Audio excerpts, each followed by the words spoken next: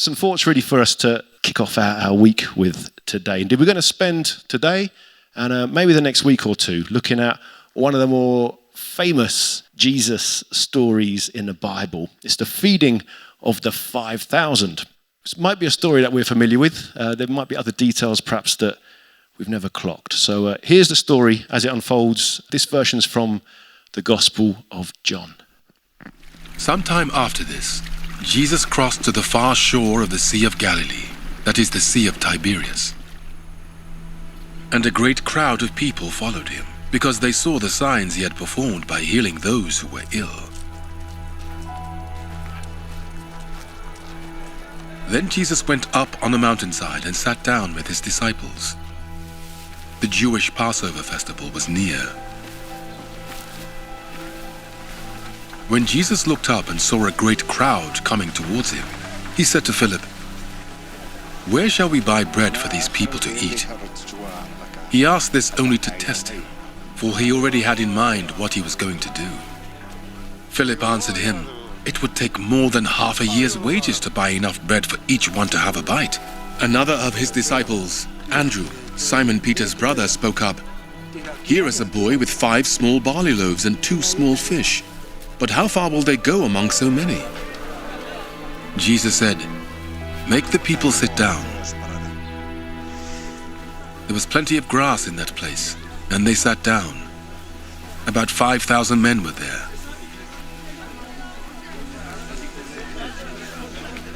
Jesus then took the loaves, gave thanks, and distributed to those who were seated as much as they wanted.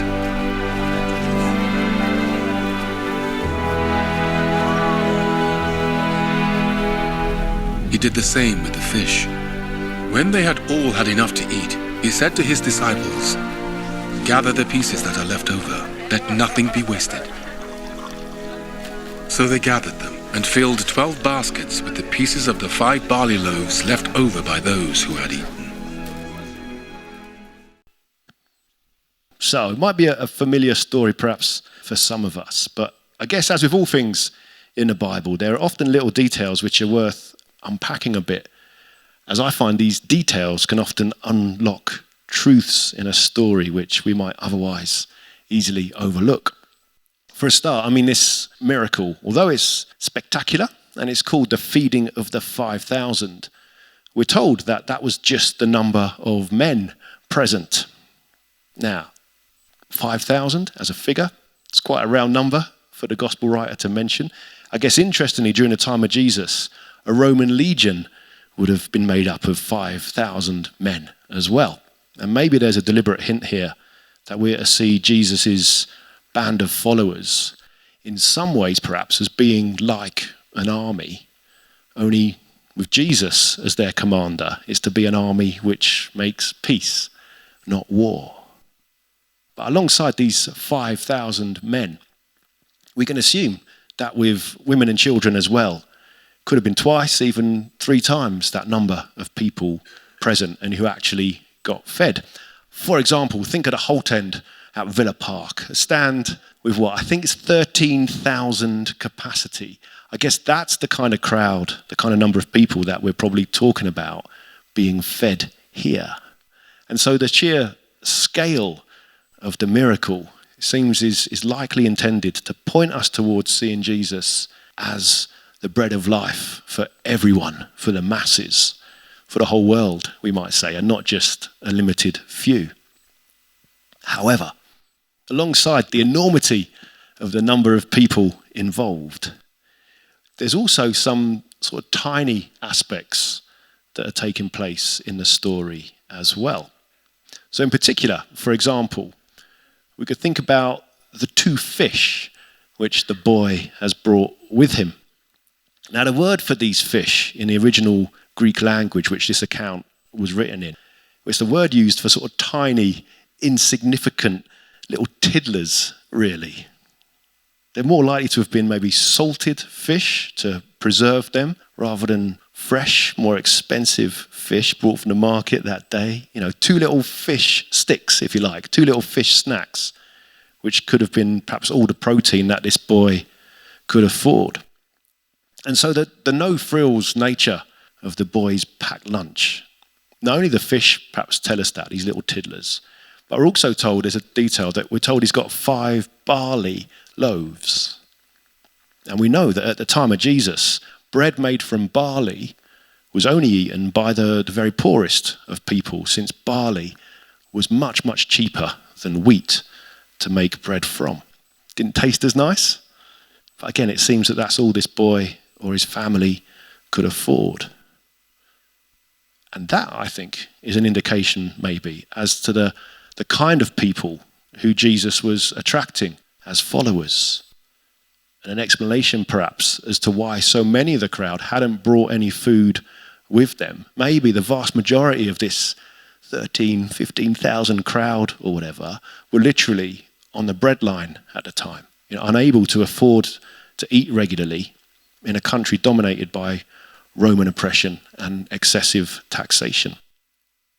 Jesus, it seems, then as now, is fully aware of a cost of living crisis that we're in. And yet, despite the meagerness perhaps of the picnic in front of Jesus that he's presented with, we're nevertheless told that Jesus took the loaves and gave thanks to God. And I think that's probably the main principle for us to take note of today, of how Jesus models for us the importance of what we might call this attitude of gratitude, even for the smallest, the most no frills of things. See, not only is it essential for us to recognize God's goodness and generosity to us, but there seems to be another factor in being grateful, which we're beginning to understand, it seems, as a culture and as a society, because modern counselling often points out how important a sense of gratitude can be for our overall sense of mental well-being. For example, one of the techniques counsellors often suggest as a way to combat depression is to make a point every day of naming the things in life for which we're grateful. Indeed, more than naming them, often the advice is that it's better if we can record or make a note of those things during the day as we encounter them, maybe taking a photo of them on our phone or writing them down, leaving a little voice note for ourselves. And it could be anything we're grateful for.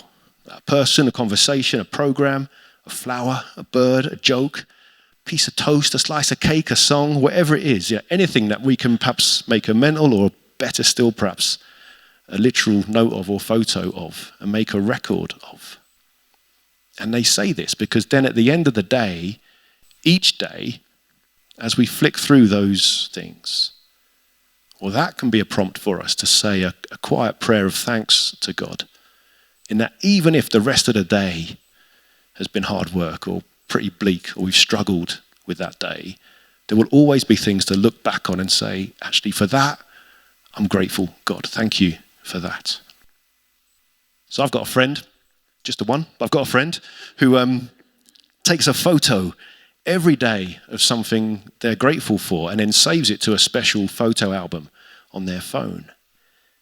And then when they're feeling low, they pull out their phone and they flick through all those photos as a reminder of the goodness for which they can be grateful. And they've been doing this daily photo of gratitude for a few years now. So last time I checked with them, they got over 1,000 photos of things that they're grateful for. And as they flick through that, they realize their life has got so much to be grateful for, even in the midst of their mental well-being ups and downs. And that might be something that we want to do ourselves.